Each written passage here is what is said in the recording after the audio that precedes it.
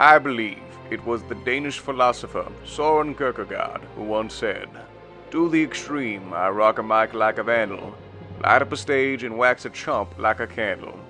Or maybe it was someone else. That's not important now. Join these two chumps as they wax on. This is Dave and Juan. Word to your mother.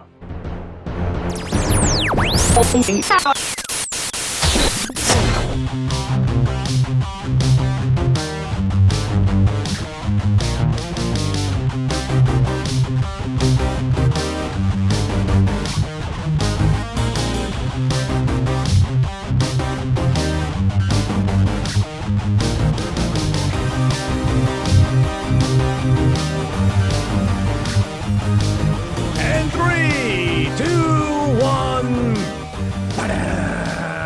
Back at it again. Almost like we never left. I don't think I did. No, we did. We go live a life and we come back. I'm upstairs at my house, and so I come up here once a week. This, and it's amazing how long this lamp behind me stays on, because for whatever reason, if I don't remember to turn it off when I go down.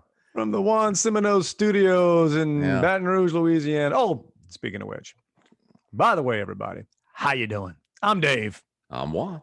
And this is Dave and Juan. More time. There you go. Thank you. Thank you. Please, as always, sit down.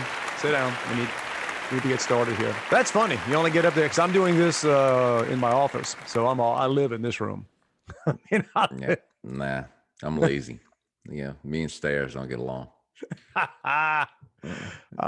We joke about that in my house. And it's still to this day. So, during the summer, both my kids are here anyway.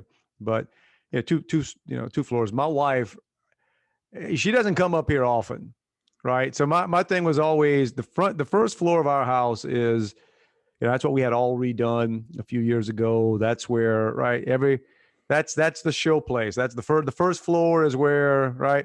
Upstairs, that's a deer camp, man. I mean, not really. It's clean, but she doesn't come up here. Yeah. She doesn't, she'll, because I'll get on, and they're getting much better. But back a while back, I'd complain about my son's bedrooms, which is probably, looking back now, what am I worried? Right. It's, and she'd always be like, "We didn't pick up the house, so and so. We have company coming, doing whatever. Just have them tidy up the upstairs." I used to laugh. Have you been up there? Tidy up.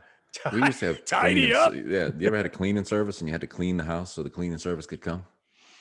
No, don't. We might need to edit this part out of the podcast because that's an ongoing discussion in Casa del Martin. Is that I don't have a yard crew either. See, I'm on my own lawn and do all that. And I would not mind. I would not mind at all having housekeepers come in, even though a little bit of that is, it's one of those things. It's good to be able to do it, I guess, but I still feel bad. Like, it's weird. It's like I don't like paying for stuff that I can do. You ought to be doing yourself. Exactly, we can do. But my thing with my wife has always been, I just don't want the stress of having to clean up the house before someone comes clean the house. Yeah. It's a pain, man. And we hadn't had it in a long time, but I've had a variety of, and I'm not a good guy to work for in that vein. Because if I'm going to pay you to do it, I expect it to be done well. And so we had one time who didn't dust. Okay. But she'd bring her own cleaning supplies. Okay. And so one time, thinking it would be a hint, we left out like a can of furniture polish. She stole it? She just took it with her. She thought she must have left it. Glad you caught that one. All right. We had another one that came, and it was the first time they came. And sometimes they'll charge you a little more the first time, assuming that, your house is extra dirty, so we're going to charge you more. So I get home, and again, when I'm paying, I'm looking for dirt when I get home, and pray to God that I don't find it if you're the person I paid. So I get there, and it's like, on the mantle, it's, you could tell they just kind of dusted in front of the pictures or just wiped that. So I called the lady and said, "Hey, I'm just checking to see when y'all are coming to finish." And she says, "What's that?" I said, "I just want to see if y'all coming, like y'all coming back tomorrow to finish." And she said, "Oh, well, we're finished. Why? What's wrong?" I said, "You and I must have a different definition of clean." Jeez, man. And Well, so, Mr. Semino, we just won't be coming back. yeah, That's so okay. she came, the owner lady came the next day. And so I was showing her the stuff, and she said, "Well, it was kind of dusty." I said, "Yeah, that's why I paid you to clean it, and that's why I paid you more." And I said, "Here's a little tip from me. I won't charge you a thing for this. When something's just kind of dusty, that's what you do to clean it. When something's really dusty, that's what you do to clean it. So you go with that." So that's why I don't get a lot of cleaning people. Tell me you didn't let that person back in your house. Oh, no. Well, after you do that, you know darn well yeah, they're spitting somewhere. Oh, dude, they're spitting on stuff. Oh, yeah, I would not. No, we don't. But I enjoy. So my mom lives. Well, you've been to the house in Thibodeau, and it's a pretty big place, and it's kind of funny now because, it's a big yard and a big house, and she's there, and so over time we talked to her, and so she's got a yard crew that comes in, and the lady that comes do cleaning up, and I always have fun with that. I like to tease, like, "Oh, it's good to be a queen. It's good to be a queen." I was talking to you the other day, and she's not it's almost, I think she feels a little guilty about it, but she's like, she enjoys like having that. And I said, "That's, well, yeah, today the lady was here and she was cleaning up, and then I heard something in the yard, and it was the yard crew, and I'm like, man, it's nice to have people just working around that." Yeah, hey, man.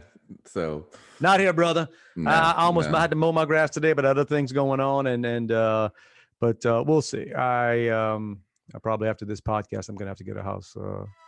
Yeah. But you've been on the road though, right? Yeah, it's good. Man, I could almost got you on. I thought about this on Tuesday, on my way back Tuesday. Man, I was hoarse because a lot of talking, and then some schmoozing and stuff, and loud. When one of these talking to people when there's a band and stuff playing, and you have to talk real loud. Boy, I had my voice down there. I wasn't quite Ed. I wasn't quite Ed Ogeron, but then I was knocking on you on the way back Tuesday. But yeah, it's good. I was up in Minnesota. All right. Like what part? I'm not that familiar with Minnesota. A place called Brainerd, Brainerd, Brainerd, up on a lake. If you want to Google it, it was Madden's on Gull Lake. Well, I think everything in Minnesota is a lake, though. Up around there. And I'll give credit a few things on Minnesota because I'd been to Minnesota several times, but never out of Minneapolis. And get out of Minneapolis. I mean, it's just, but Minnesota's beautiful this time of year anyway. I would not want to be up there, come November, December, but it's gorgeous. It's just mild weather, I would guess, right now. Oh, it's beautiful. Just it's you can see why people that can swing it have homes and stuff up there, and people go to those lakes, and it's great. But yeah, nice. I was kidding with you before. I was reminded. I was not reminded. I guess I learned something there because so I'm there speaking to these group of Minnesota bankers. So pretty. I was impressed at how many people were there. It was I guess people are so excited to be traveling again.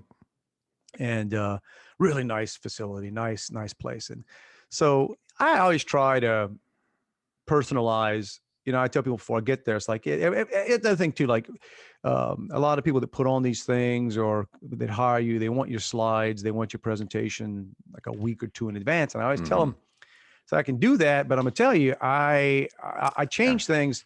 Like I like tweaking things, and they don't believe me when I tell them. Like I like doing stuff, day of, morning of. In fact, it's not beyond me to be in the back of the room if I can pull it off. If I got a little time to go on, I'll get a shot of the back of the room that I'm about to go and speak in front of, and you kind of like blow people's mind. You get up there, you start talking, you show them a picture of them, right? Yeah.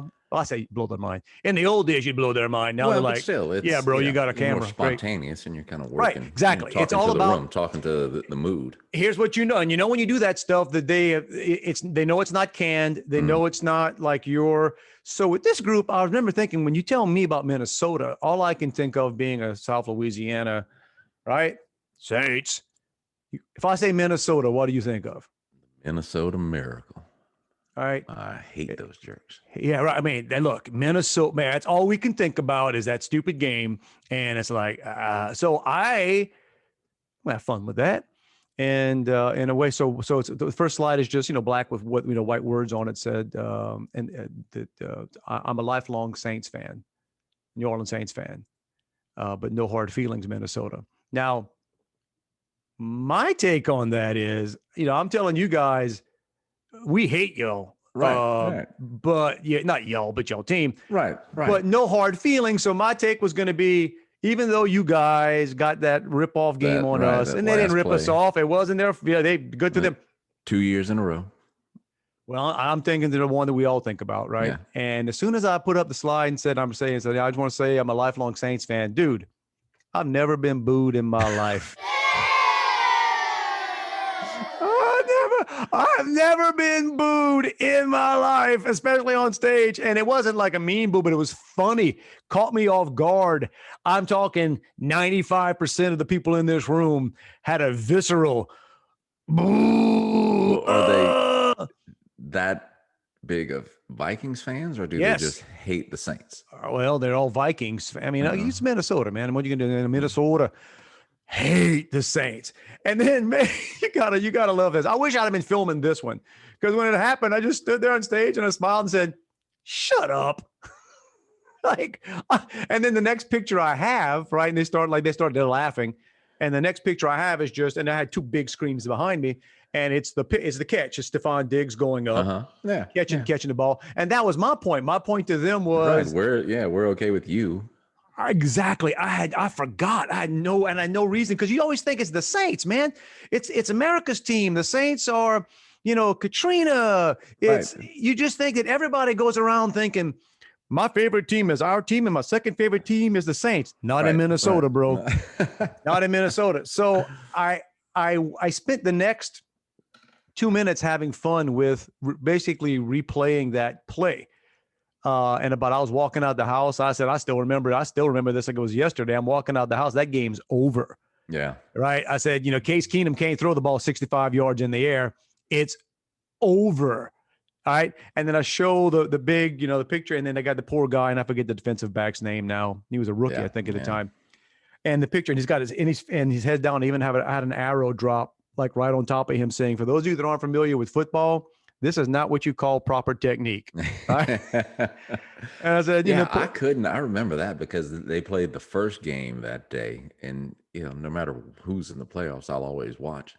And I can just remember, like, I couldn't watch anything the rest of the night. I'm like, coiled up or curled up in a fetal position on the couch, just about to die. It's a game, and you take it back then, because I remember thinking that's probably their last great chance. I thought they were the best team. They obviously didn't have the best record, but I thought that year, man, things are popping.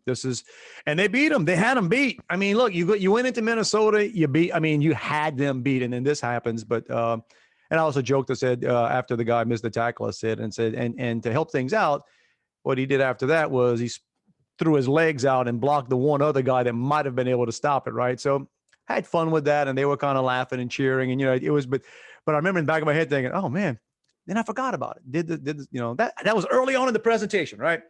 I talk, I do my thing. So everything's good. Everything's great. So later that evening, I hung around for this social gathering and stuff. And that's when you go kind of make connections and stuff. And man, I cannot tell you the people that were coming up and just like, man, I loved your presentation.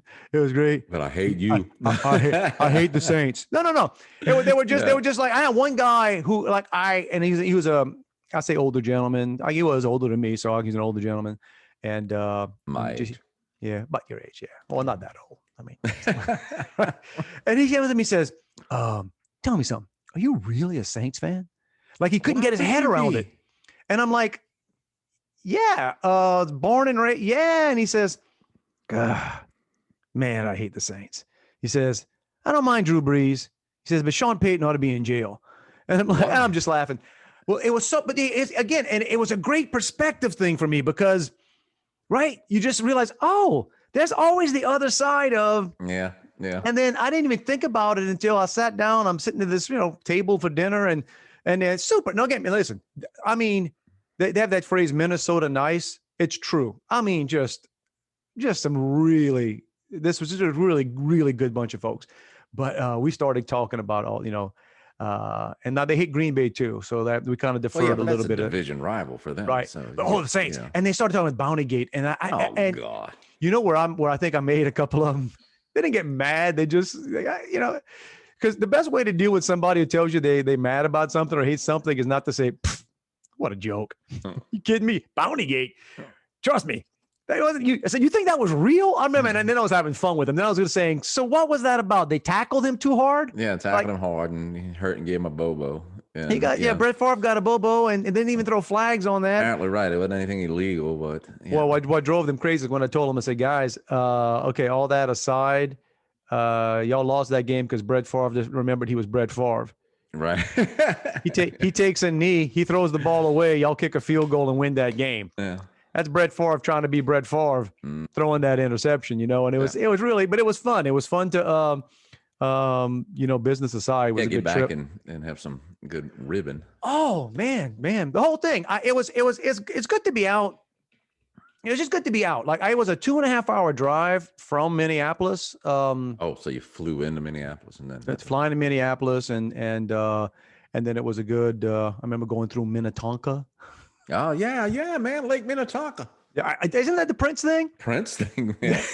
Did you bathe in the waters of Lake Minnetonka? Yeah, I don't think it was really Lake Minnetonka, but I don't know what it was, but I drove through Minnetonka and a few other places, and there's some prison. Beautiful. This is going to sound weird. A beautiful prison so somewhere. If you're gonna kill somebody, man, it looked like Shawshank. It was like an old Minnesota correctional facility or something. It was right off the road, and it's huge stone walls with the towers on each corner and stuff. And I guess it's big time security. Is it still? I mean, it's a working prison. I didn't stop. I didn't, but I just drove by thinking, man, it looked like Shawshank. In fact, I wanted to look it up. Say, where did they film Shawshank? Because wow, that looks. And then getting up there. But the thing is, normally a 2.5 hour drive would get me a little aggravated. But it'd been so long since I've been in a different part of the country doing this. I enjoyed the heck out of it. I didn't even mind. I was like, I was probably a more dangerous driver on this trip than ever because I'm looking at everything. Usually when I'm driving, I'm like, oh man, get me there. Falling asleep. Oh, I'm looking at little country things, going through towns. Crossed the Mississippi River twice. All right. That's funny. West Bank, East Bank. I don't know. I'm just driving this and I'm coming up on this thing I the first time I crossed it, I swear to you, it might have been. I don't think it was 50 yards. I'm sure it wasn't 50 yards. Because I didn't even know, as I'm coming up on this thing and it's in like a town, this old town, and there's a sign, Mississippi River. I'm like, no. So I drive by, that's the Mississippi, and I was thinking, this is kind of interesting, kind of cute. And I'll make a joke about this tomorrow. And then about like half an hour later, I guess it winds across and the second time I cross the Mississippi River is where you can walk across that thing. It's like a creek. The very beginning, I guess. Shout out to Ms. Babineau or Ms. Toops or whoever it was back in elementary school, who I still remember telling us, now, that big Mississippi River, up north, it starts in Minnesota. That's right. She didn't say Minnesota. Just a little dribble. I remember as I crossed the thing the second time, I went, shout out, Miss, whichever teacher it was that said that. But so if you were going to P-Rog all the way down the river, that's where you'd put in. Yeah, you could put in. You could walk there. I mean, I ain't kidding. It's the bayou looks like a river. Bayou Lafourche looks like a river compared to what it does. Yeah. And I'm saying that like I just discovered it, like I'm Ponce de Leon or Lewis and Clark. Like, you know what I discovered? I discovered that river starts up. But it was, like that when you grow up down there. When you grow up, the Mississippi River is this massive thing. It's like, it's not the big muddy up there. I've seen it. And then. Well, you'd appreciate this customer service wise. So the problem, and I don't know, it's everywhere, but Minnesota airport, hey man, they ain't got no personnel. Like, so I pull in, and I'm gonna give them it's not a shout out because it's a shout down. It's with Hertz, and I've never had any problem with Hertz before. I'm a gold whatever forever. I've rented a bunch of cars with Hertz, so returned the car, right, and didn't know this. So Minnesota has 2 terminals, right? Two terminals. Now, most airports in America, you have more than one terminal. They're normally connected. Just saying. Normally right? Whatever terminal you're at, you just go through security. You're in. You might be in underground, might be above ground. Not in Minnesota. All right. So they've got Terminal 1 and Terminal 2. I'm not looking. I'm driving on drive. I do like everybody else. I enter on my, Yeah. on my phone. GPS. Get me to Hertz rental car return, Minneapolis Airport. There it is. Boom. No, not even thinking. Let's go. Get there. Following it. Yep. It's great. Then I see the signs. Fantastic. I pull in. I guess I'm on Terminal 2. Pull in. Get through. I'm like, it's kind of quiet in here, but all right. I get in, and a lot of cars there. Not a soul. Wow. Not a soul. Not a Hertz person. Not in the booth. Normally you pull in and they come find you and they scan everything, right? You don't even, right? Nothing. There's signs that say, leave the keys in the car and proceed to whatever. And no one will steal it. Well, I don't think you can, right? Because you get the tire spikes. That's the other thing. You're trapped. It's like a fly trap. Like you're in and you can't get out, even if I wanted to leave. So I'm like, well, okay. But all the return lanes were full. I couldn't, if I could have left the car literally blocking. I'm like, well, so I kind of drive around. There's no spots to park the darn thing. So I found a spot between two spots with enough room because it wasn't a big car. I park it. Thankfully, I take pictures to make sure. Yeah, good thinking. Leave the keys. All right. Good luck. I guess they're going to come back later and find this thing. Then I find out, oh, no, you can't. You're in the wrong. When I tried to go through security, oh, no, this is Terminal 1. United flies out of Terminal 2. I'm like, fantastic. I don't care. No, you got to go on the City Metro. City Metro. Yes, City Metro. Catch a bus. Basically, it's a tram. But it's a public transportation. Like going in one way goes to the Mall of America, going the other way goes into downtown Minneapolis. But you can get off on the first stop. So then it's good luck finding it. The signage is awful. I get down there. There's no clear signage. Thankfully, some worker, some dude, orange vest. I'm like, bro, what? He says, yeah, you get on here and thank you. And then two other people came down that just fell into the same trap I fell into. So at least I had some idiots to commiserate with me to wait for this tram to bring us to another terminal. So we get to get on the tram with some homeless people, which is, that's always a good part of the travel experience, right? Let me see a little bit more, Minnie. I've just seen the beautiful part of Minnesota. Yeah, I've just come from the not so.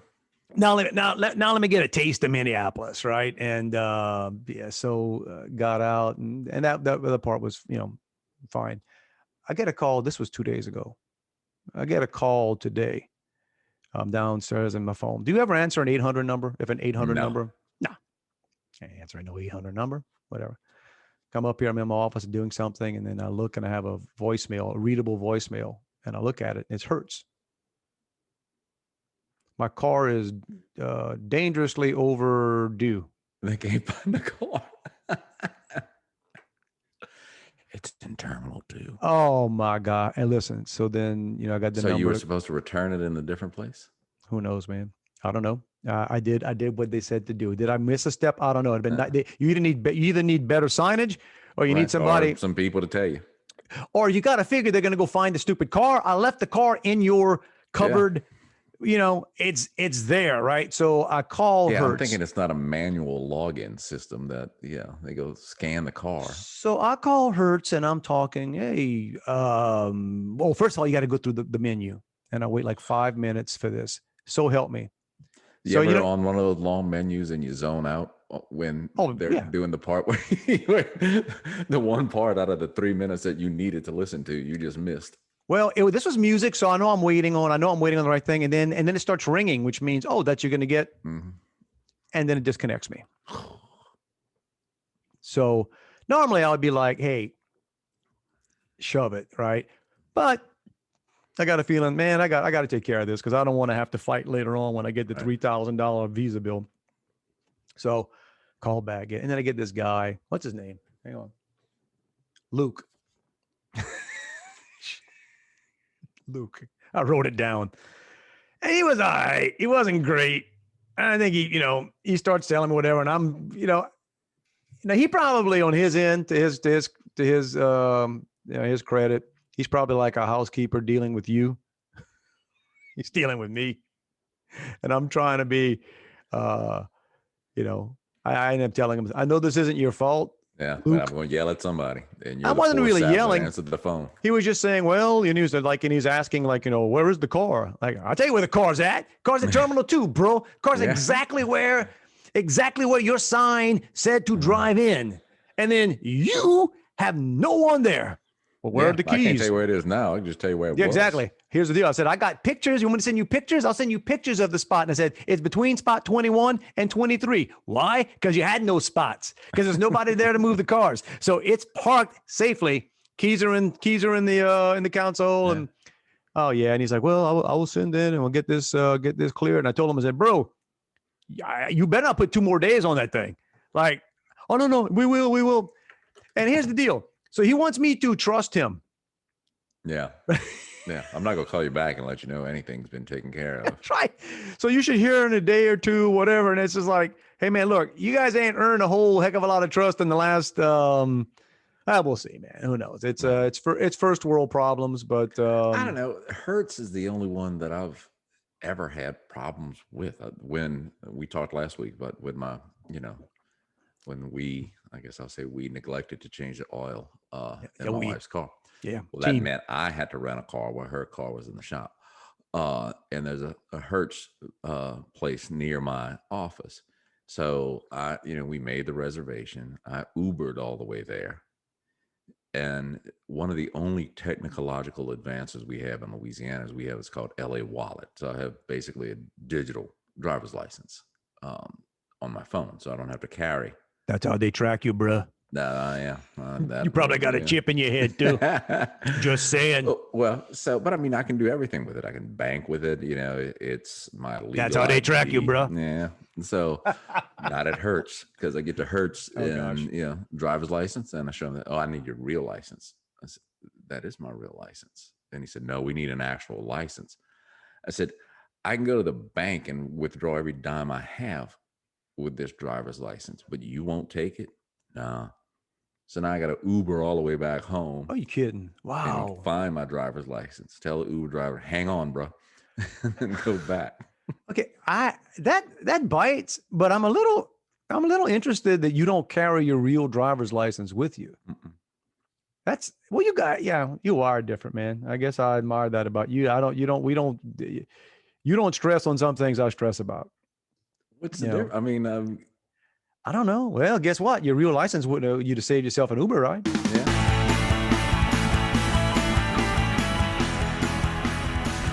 All right, man.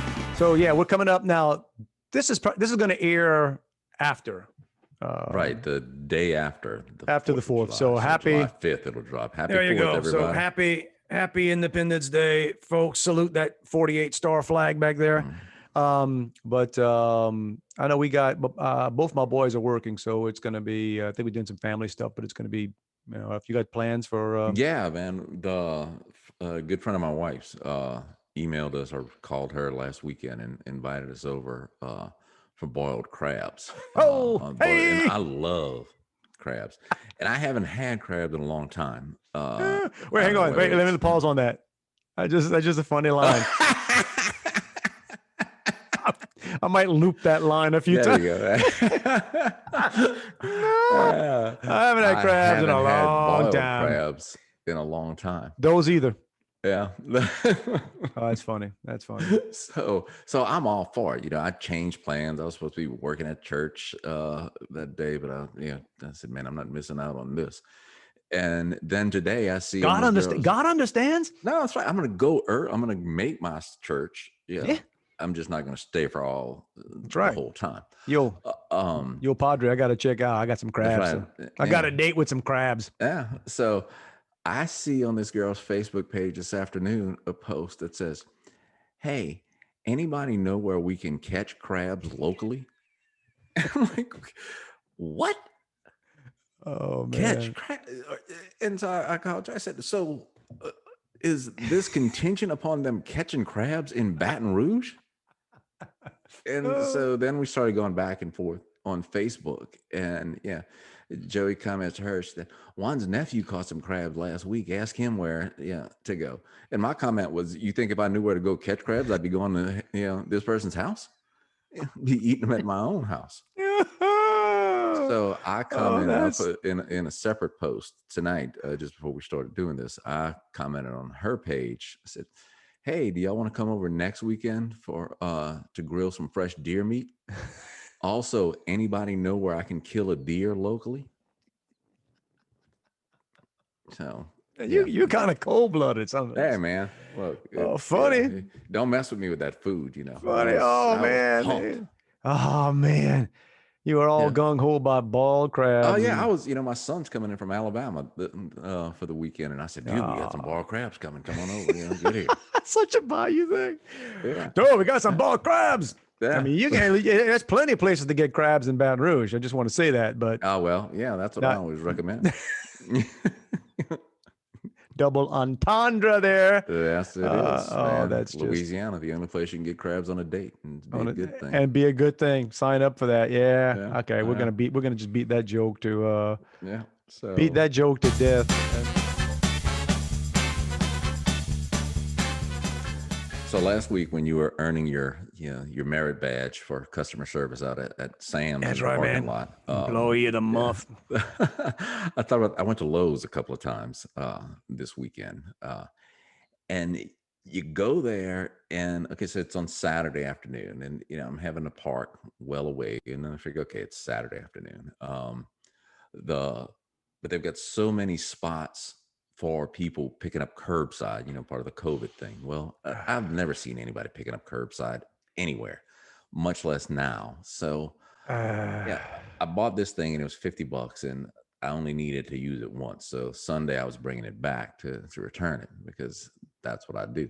I bought this thing and it was $50 and I only needed to use it once. So Sunday I was bringing it back to return it because that's what I do. For the second time while we're doing this podcast, the next noise you hear is my head hitting the desk. I was never going to use it again. Wait. You're that guy? You buy something, use it, and bring it back. Not often, but just when I'm going to use it once. And it didn't work like I thought it would. So, but I cleaned it, and and I put some double-sided tape on the box so you couldn't really tell. One. But then I go back. One. And it's Sunday and there's nobody there, but still I got to park way on the other side of the freaking parking lot because there's nobody there in these spots that, for curbside pickup.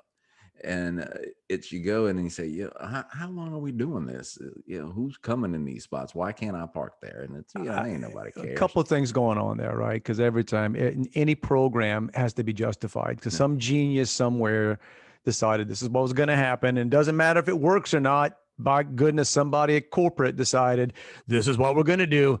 And it's going to be there way longer than it ever should have been. The other funny thing to me while you're telling this story is here's a guy who's returning something he bought to use and bring back. Complaining that he had to walk a little farther than he should have. Hey man, it's principle of the thing. I think Lowe's would go both ways on that. So Mr. Semino. Look, man, they said, would you like cash? I said, no, just put it back on my debit card. So I wasn't cutting into their cash flow or anything. Oh man, budgeting advice from Juan. There you go. Yeah. Tell me you don't wear clothes one time and bring it back. Oh no, that's nasty. I've seen that. I know people do that.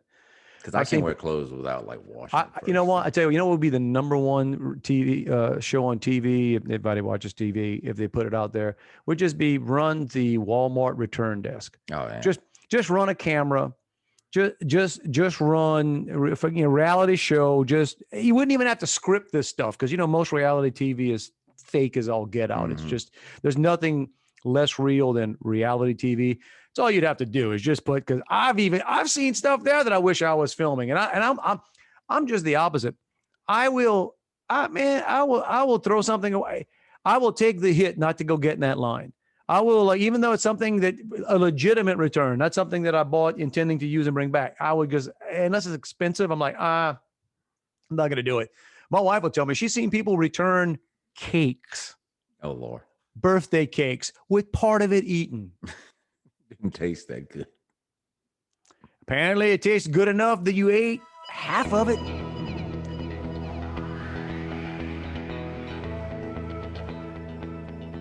It's happened to me a few times, and it's been a while. But we were flying to we're going to Orlando. I think it was to Disney. It must have been Orlando or something. We're coming back, and I go to get on the plane, and we're sitting, back in coach, and so it's three and then one. So that's how we always did it. It'd be my two sons, my wife, and me on the aisle, right?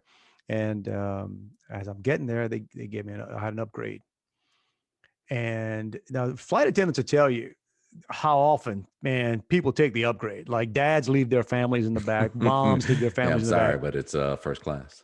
That's right. They're like, yeah, exactly. You'll have those pretzels, dad's having a steak up here, whatever it is. Yeah, so, look how long my legs are, man. I can't sit in these little seats. But I'm like, no, I'm gonna get back there, and whoever, I'm gonna get there on the plane early. So like I tell my wife, I want to get on the plane as early as we can. So that way, whenever somebody comes back there, I can say, hey, good news. Okay. So we get on the flight, and we're like, one of the first on there, and I'm toward the back of the plane. I'm walking there, and I'm thinking, oh, it can't be. There's one person sitting on your seat in the back on the aisle. The plane is empty. There's one, and I'm thinking, please, that can't be my seat. So we get back there, walk back there, and as we start getting up there, it's my seat. And it's an older lady. I'm guessing she's in her 60s or 70s. And apparently she had surgery or something. She had some kind of whatever. Early. I don't know that she had been on a flight before. She had some kind of equilibrium thing going on. I learned all this stuff out. And as I walk up there, and I'm just like, oh, and she was kind of fiddling with some stuff. And I said, ma'am, and so she immediately starts thinking, oh God, she's in the wrong seat. And she's all worried. I'm like, no. And as I'm talking to her, look, I've never seen a flight attendant so jacked up as this guy. Like you don't normally see the guys that shaved head, jacked. This guy looked like an MMA fighter. Like that, you don't Not see your typical flight attendant. No. This guy comes making a beeline from the back. Can I help you, sir? Can I help you? Are you like, because apparently he helped her board, right? And I was like, no, listen. And I showed him. I said, it's my family. I've got, I had a good seat. It's like 1A, one. I said, and this is when it's nice. It was a big plane. So first class on this flight was going to be nice. And I said, I'd like to trade with her. I'd like to sit with my family. And it was fun. He went, and he just changed. He went, seriously? This is your ticket. You're gonna give her this seat because we were in the back of the plane. I said, yeah, I'd glad to. And he looks at her, and I forget what her name was, but he knew by name. He spent time with her. He says, let's get your things, dear. You going up to first class. He grabs the mic and calls up and says, stop boarding. So she get stop boarding. So she gets, and I think she was on the phone or something at the time. She's doing whatever. So he gets up and he says, thank you, sir. And he gets her moving this and moving that. And she's on the phone saying, they're moving me. I am blessed. I am blessed. And she's like, I'm going to. So she gets up there, and I'm like, that was fun. Yeah, you're the hero. Dude. Oh no. The rest of the flight attendants, all of them were coming to the back saying, Mr. Martin, can we get you a drink? Can we get you a, it was the warm towel, please. It was amazing. Even the jacked up guy passed several times, said, man, that was really cool. And all the flight attendants, I guess he told them up there, like, yeah, man, that guy back there gave this, because she was a sweet lady. Happens. It was hysterical, man. And I'm just sitting back there, like, and my wife's looking at me like, I'm like, yeah, I'm just that kind of guy. Yeah. I gave it up. See, honey, I could have been sitting up there like everybody else would have done. I do it. Yeah. I'll do another Heineken if you got time. I'll do that. But that was Give funny, that lady man. in first class something on you. All right. What do we got? Several hours of material? Oh gosh, at least. I don't know how long it's been. But it's about that time of the week. Yep. Push the button. Let's see if it's stuck to tape. Fingers crossed. So yeah, it's fun. It's fun to be here, and it's fun to hear from you. And we encourage it. If you want to reach out to us, that's not on social media. It's Dave and Juan at protonmail.com. gmail.com. Check it out. Send us a note. Questions. Yeah. We'd like to Questions, get 'em. suggestions. Compliments. We love those compliments, but challenge another. Someone sent a note this week on actually through YouTube challenging our accents again. What are they from? North Louisiana? somebody's challenging our accents. Yeah. It's like, bro. Hey, bro. Yeah. But when I was in Minnesota, somebody came up to me after and said, you don't sound like you have an accent. And it's like, because you were waiting for this. You were waiting for this, and I get up there and I make some jokes sometimes about, when I start talking a lot, it's going to get flat. By the time I'm done, it's going to sound like that. Yeah. And if you tonight and see me. Right, if you're judging by Ed Ogeron, right? If if you're going, if you're judging by Bebe, that's the gold standard. Yeah. You're not going to do that. So I'm sorry, we digress. But you can also find us, as we've mentioned, on YouTube. Subscribe to it. Follow us on our Facebook page. And as of a couple of weeks ago, on Apple Podcasts. That's right. Dave and Juan, more time. Just search it, subscribe, find it, share it, love it, live it. Especially the Apple Podcast. If you want all this enjoyment without having to look at us, that's the place to get it. I've been getting lately a lot of Facebook friend requests from really attractive women who I don't know. So I'm assuming it's related to it's a this. bot. It's a bot. Yeah. Oh well, I delete them. So, all right. Yeah. I'm friends with everybody. Yes. No, myself. It's like I usually just see how many common friends we have in common. Yeah, none. And if there's a few, exactly. If there's a few, you're like, that's somebody. But if it's like to check out that just to see what loser friends I have that have friended that person. Well, I don't know. I just don't. I don't really think very many Russian models are just reaching out to Facebook friend. But okay, and we digress again, guys. Yet again. This is fun. It's a blast. We do this for the giggles. It's even more fun when you're here, and we appreciate you being here. Thank you for that. And let's say we shoot for it. Next Monday? 7:01. I think I hit 6:59 this week, so we'll go 7:01. We'll go a little late. We'll hit the snooze button. Yeah, you don't want to make it too predictable. Look forward to it. Everybody have a fantastic week. Love you, buddy. See you, man. Take care.